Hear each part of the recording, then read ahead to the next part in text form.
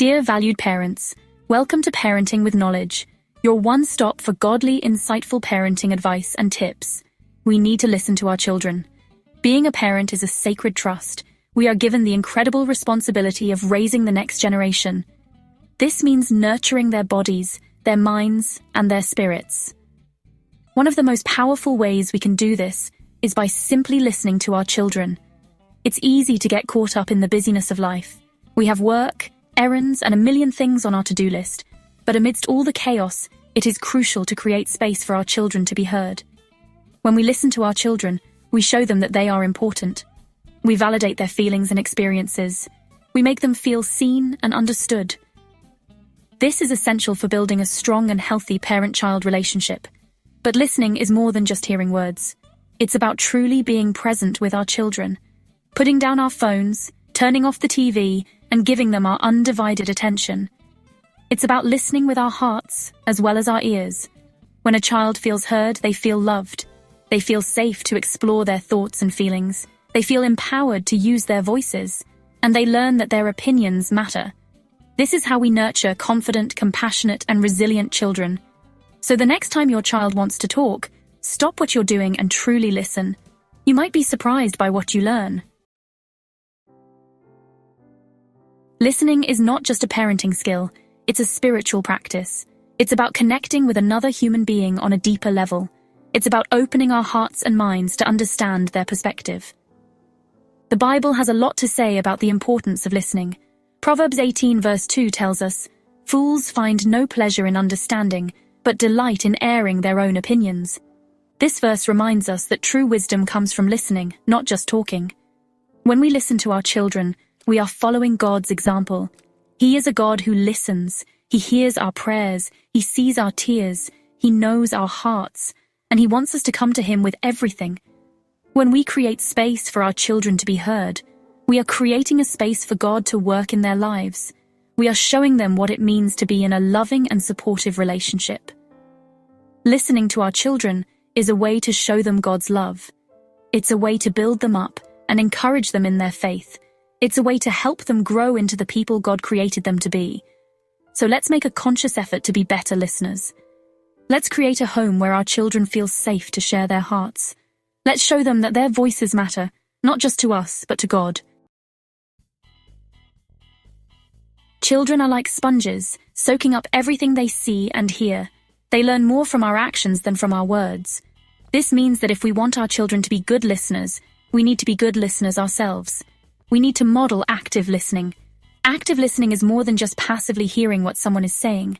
It's about engaging with them fully, both verbally and non-verbally. It's about showing them that we are present, paying attention, and genuinely interested in what they have to say. We can model active listening by making eye contact, nodding our heads, and asking clarifying questions. We can also reflect back what we've heard to make sure we understand.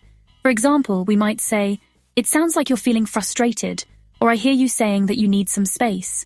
When we model active listening for our children, we are teaching them valuable communication skills that will serve them well throughout their lives.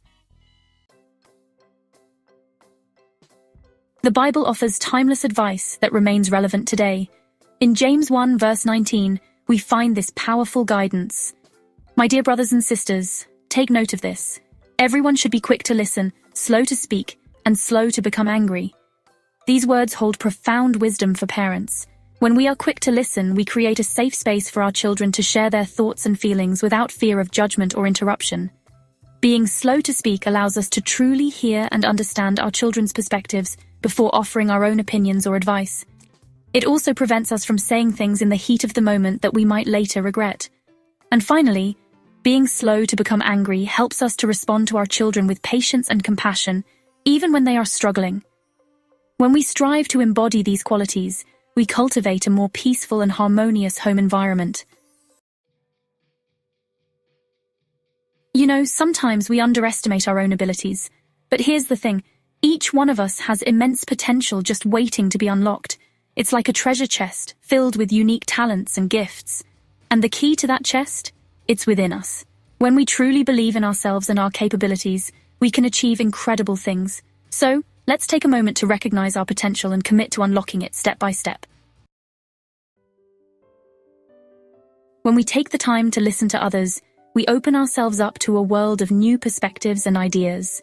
Everyone has a vision, a dream, something they're passionate about. And by hearing their visions, we not only support them, but also enrich our own understanding of the world. So let's be attentive, let's be present, and let's truly hear what others have to share. Their visions might just inspire us in ways we never imagined. Becoming a better listener is a skill we can all develop. First, it's important to be fully present in the moment. Put away distractions and focus on the person speaking. Second, practice active listening by nodding, making eye contact, and giving verbal affirmations.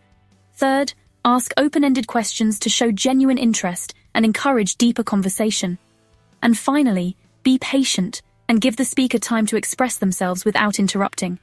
With these practical steps, we can all become better listeners and build stronger connections. Listening is more than just hearing words. It's about understanding and connecting on a deeper level. When we truly listen, we validate the speaker's feelings and experiences. This act of listening can be incredibly powerful, fostering empathy, trust, and mutual respect. It can transform relationships, resolve conflicts, and even inspire change. So let's embrace the power of listening and make it a cornerstone of our interactions, because in the end, everyone just wants to be heard. Thank you for watching till the end. Like and share with your friends and families. Subscribe if you haven't done so. See you next time.